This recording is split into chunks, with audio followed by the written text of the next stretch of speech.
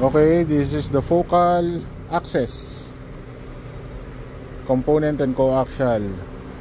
Yung key features niya is yung cone is made of dual fiberglass. Yan, very durable material.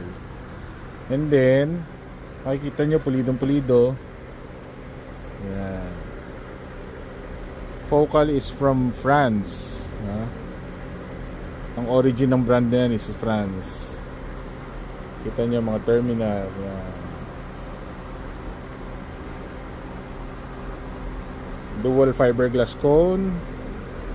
Yung coaxial nya, check nyo. Pag minount nyong down, nakaganyan, you can adjust the tweeter angle. Ayan, Ayan, para ma-aim nyo yung tweeter angle nya.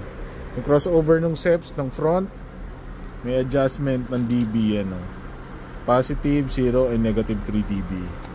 Yan. Focal.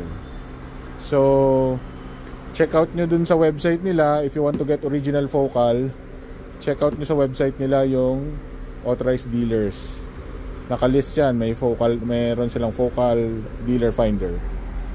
Can also verify yung serial number sa Focal Philippines. Okay? Yan.